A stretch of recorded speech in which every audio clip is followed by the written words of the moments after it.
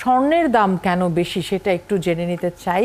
আমাদের সাথে যুক্ত হচ্ছেন বাংলাদেশ জুয়েলার্স অ্যাসোসিয়েশনের সহসভাপতি মাসুদুর রহমান।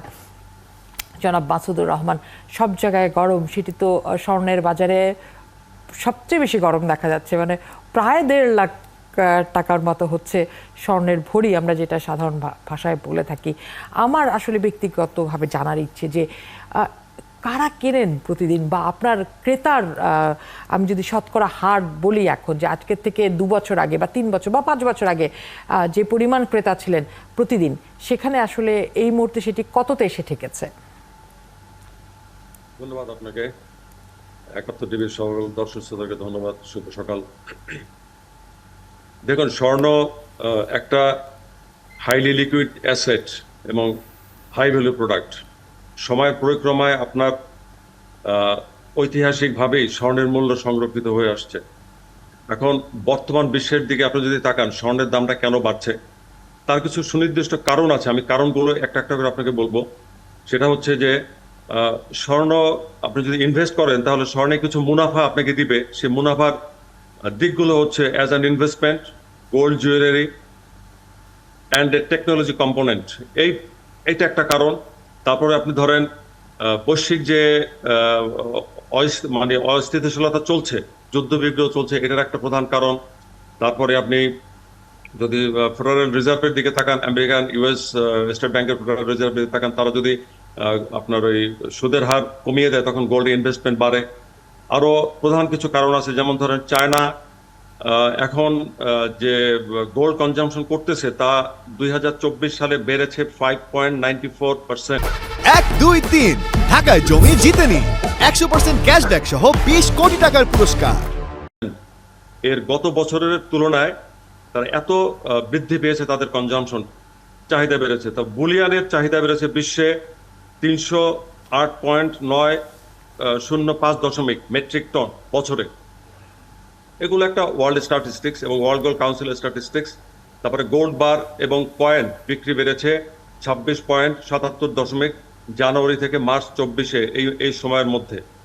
তো টোটাল যদি আমরা হিসাব করে দেখি যে গোল্ড এখন পৃথিবীতে কনজাম্পশন বেড়ে গেছে। তাহলে ক্রেতা কারা মাসুদুর রহমান? ক্রেতা তো নিশ্চয়ই আসলে রাষ্ট্র, ব্যাংক, এরা মানে সাধারণ সাধারণ মানুষ যারা কেনা বেচা করে থাকে তাদের নিজস্ব ব্যবহারের জন্য, সেই ক্রেতা কি তাহলে কমে গেছে অনেক?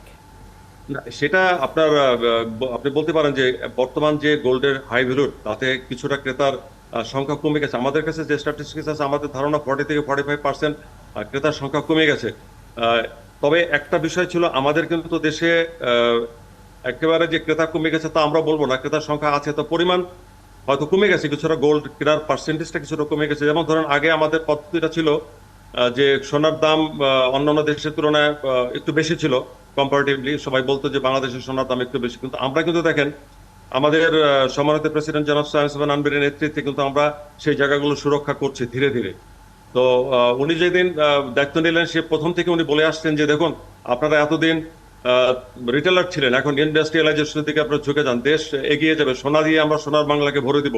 এটা হচ্ছে আমাদের প্রেসিডেন্টের আহ্বান।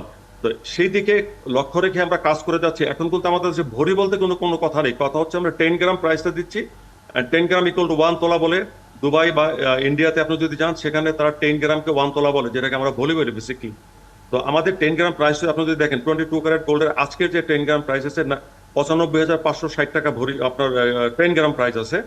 আর 21টা আছে 91,220 টাকা। এইভাবে রেশিও অনুযায়ী আমরা করে দিয়েছি। এবং এখন যে আপনার গোল্ডের সেলিং স্ল্যাবটা আমরা করেছি, সেটা একদম ওয়ার্ল্ড মার্কেটের সাথে মিলিয়ে করেছি।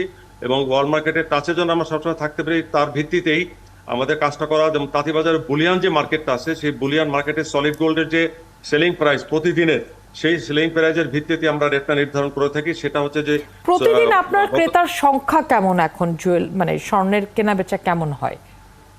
স্বর্ণের কেনা বেচা ধরেন একটু স্লো এখন। তো আমি আগে তো বললাম যে 40 থেকে 45% সেল আমাদের কমে গেছে।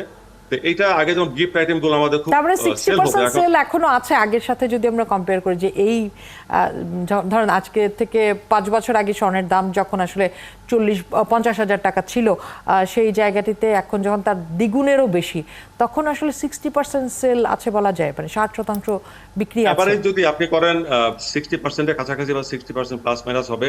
এটা কিন্তু কিছু কারণ আছে। কারণটা দেখেন, গোল্ডের দাম বেড়ে গেছে থেকে মানুষ বিমুখ হয়ে গেছে তা কিন্তু নয়।